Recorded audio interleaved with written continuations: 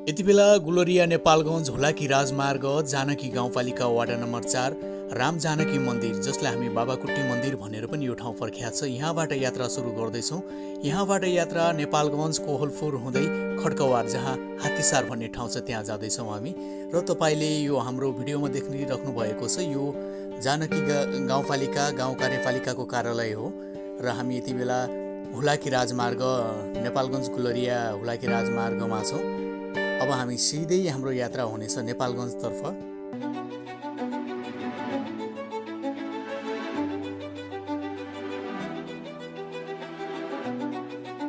र देख्न सक्नुहुन्छ यो मानपुर मोड हो, हुलाकी राजमार्ग अन्तर्गतै पर्छ यो। ठ्याक्कै मानपुरनिर आइपुग्ने बेला यहाँनिर एउटा मोड आउँछ। हामी मोडनिर आइपुगेका छौँ। नेपालगञ्ज जाने क्रममा यो मानपुर मोडनिर छौँ र ठ्याक्कै अलि अगाडि जाने हो भने तपाईँ देख्न सक्नुहुन्छ होटल पौवा होटल छ यहाँनिर। त्यसपछि हाम्रो यात्रा सिधै नेपालगञ्जतर्फ फेरि अगाडि बढिरहेको छ। अहिले हामी ठ्याक्कै यो नन्देनी मिल नजिक आइपुगेका छौँ। यहाँनिरबाट कारखाँदो बाइपास रोड पनि जान्छ र हामी सिधै अगाडि जानेछौँ। हामी नेपालगञ्ज ठ्याक्कै अहिले यो जिल्ला प्रहरी कार्यालय जाने बाटो दक्षिणतर्फ जिल्ला प्रहरी कार्यालय छ भने हामी अगाडि बढिरहेका छौँ। ल यहाँ बायाँ साइडमा देख्न सक्नुहुन्छ शिव मन्दिर। अब केही क्षणमै हामी धम्बोजी चोक पुग्नेछौँ। हामी अगाडि बढिरहेका छौँ। ल ठ्याक्कै अगाडि ट्राफिक रेड लाइट बलिरहेको छ र गाडीहरू रोकिरहेको छ। यहाँनिर चाहिँ धम्बोजी चोक छ, अगाडि रेड लाइट देख्न सक्नुहुन्छ बलिरहेको छ। सबैले गाडी रोक्नु भएको छ यहाँनिर। र यो हो धम्बोजी चोक। यहाँदेखि उत्तरतर्फ लाग्दैछौँ रत्न राजमार्गमा हामी। अब रत्न राजमार्गदेखि हामी सिधै कारखाँदो, त्यसपछि राजा चोक हुँदै कोहलपुर जानेछौँ। र यति बेला पुष्पलाल चोक आइपुगेका छौँ। यो हो पुष्पलाल चोक। हामी पुष्पलाल चोक आइपुगेका छौँ। ठ्याक्कै पुष्पलाल चोकनिर छौँ हामी यति बेला र अगाडि बढिरहेका छौँ। अनि यो हो कारखाँदो चोक। यहाँनिर आउनुभयो भने तपाईँ कारखाँदो चोक देख्न सक्नुहुन्छ। एउटा ठुलो सपिङ महल छ यहाँनिर भाटभटेनी। हामी त्यहाँनिर आइपुगेका छौँ। अहिले यो कारखाँदोमै पर्छ, वार्ड नम्बर 18 नेपालगञ्ज भाटभटेनी हो। त्यसपछि योभन्दा अगाडिको चोक भनेको यो हो बुझेगाउँ चोक। यहाँनिरबाट पूर्वतर्फ लाग्ने हो भने होटल सोल्टी छ, जाने बाटो आउँछ। हामी ठ्याक्कै बुझेगाउँ चोकमा छौँ यति बेला। अनि हाम्रो अगाडि अबको चोक भनेको राजा चोक। यो हो राजा चोक। चोकमा एउटा नेपाली झन्डा राखिएको छ र यसको पूर्वतर्फ एउटा गेट बनेको छ। यहाँदेखि नेपालगञ्ज विमानस्थल जाने बाटो जान्छ यताबाट। यो गेट भनेको नेपालगञ्ज विमानस्थल जाने गेट हो। अब हामी राजादेखि सिधै अगाडि बढिरहेका छौँ। र यो हो गनापुर चोक, जसलाई हामी पिप्रावा चोक पनि भन्छौँ। गनापुर चोक ठ्याक्कै पिप्रावा चोक भनौँ न, यहाँनिर आइपुगेका छौँ। यहाँ प्रहरी भिड देख्न सक्नुहुन्छ। र अहिले हामी ठ्याक्कै हवलदारपुर चोक। यो हो हवलदारपुर चोक। पिप्रावा चोकभन्दा अलिकतिको अगाडिको चोक हवलदारपुर चोक हो यो। ठ्याक्कै हामी हवलदारपुर चोकनिर आइपुगेका छौँ र हाम्रो यात्रा भने अगाडि बढिरहेको छ। अनि यहाँनिर आइपुग्यौँ हामी पिपिरी चोक। ठ्याक्कै हामी पिपिरी चोकमा आइपुगेका छौँ। अगाडि तपाईँ देख्न सक्नुहुन्छ एकदमै सुन्दर दृश्य देखिरहेको छ। यो हो पिपिरी चोक।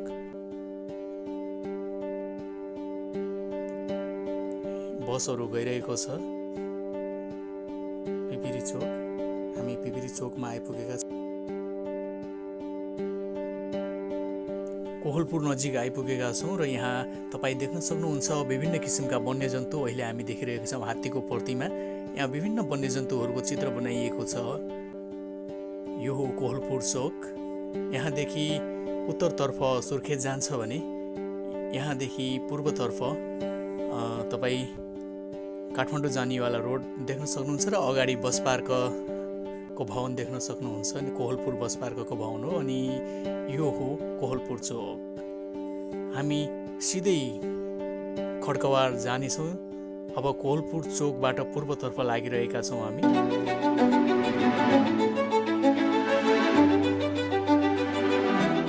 र हामी चप्परगौडी चोकमा छौँ र यहाँदेखि उत्तरतर्फ लाग्नुभयो भने एउटा गेट आउँछ जहाँ नेपालको झन्डा टाँगिएको गेट आउँछ, हात्तीसार प्रवेशद्वार भनेर। यहाँदेखि सिधै जानुभयो भने खड्कवार पिकनिक स्पोटमा पुग्नुहुनेछ।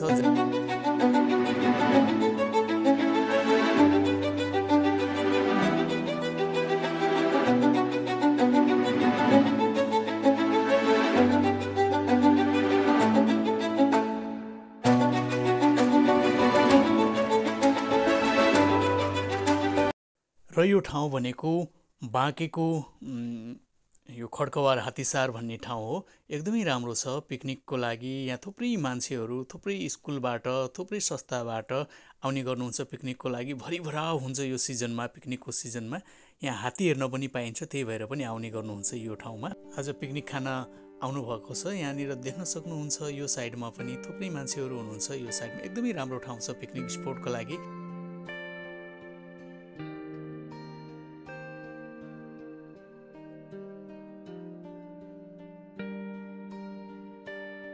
र अब हामी यो खड्कवार आइसकेपछि हात्ती भएको ठाउँमा जाँदैछौँ। यो हो हात्तीसारको कार्यालय। एकदमै हरियाली, थुप्रै राम्रो देखिएको छ, एकदमै मनमोहक दृश्यहरू देखिएको छ। यहाँ हात्ती हेर्नका लागि थुप्रै स्कुले नानी बाबुहरू र त्यसै गरी गार्जेनहरू, सर अनि टिचरहरू थुप्रै मान्छेहरू यहाँ आउने गर्नुहुन्छ। यहाँ हामी हात्ती देख्न सक्छौँ। त्यहाँ हात्ती बाँधिएर राखिएको छ र हात्तीसारमा हात्ती हेर्नेको लर्को हुने गर्छ। यहाँ एउटा हात्ती बाँधिएर राखिएको छ। यहाँ हात्तीहरू हेर्नका लागि लाइन हुन्छ र बच्चाहरूको पनि एकदमै हात्ती राजा भन्ने, त्यसपछि हात्तीलाई मन पराउने बच्चाहरू एकदमै यहाँनिर हेर्न चाहनुहुन्छ र लाइन हुन्छ हात्ती हेर्नको लागि। र एउटा हात्ती अघिसम्म देखिरहेका थियौँ भने अर्को हात्ती चराउन लगिएको थियो र त्यो हात्ती पनि आउँदैछ। हामी त्यो दृश्य तपाईँहरूलाई देखाइरहेका छौँ। एउटा आफ्नो सुँडमा एउटा काठ बोकेर ल्याएको छ अनि माथि माउते दाइहरू देख्न सक्नुहुन्छ। उहाँहरूले घाँस ल्याएर आउनुभएको छ।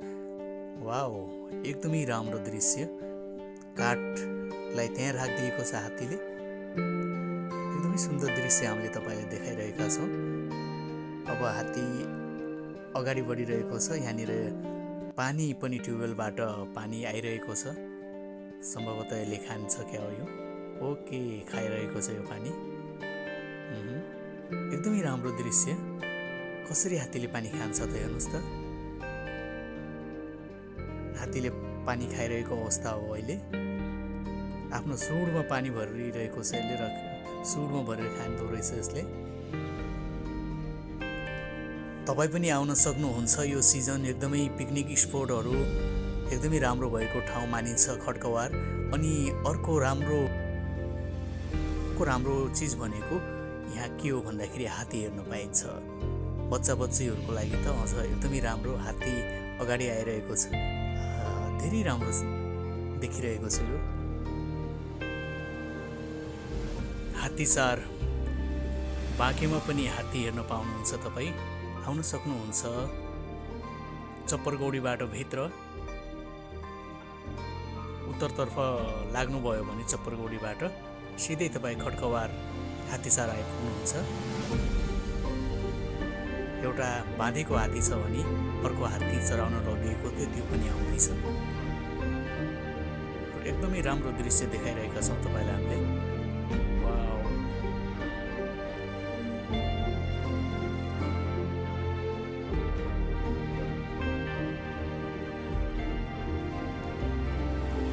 अब यो हात्ती बस्छ।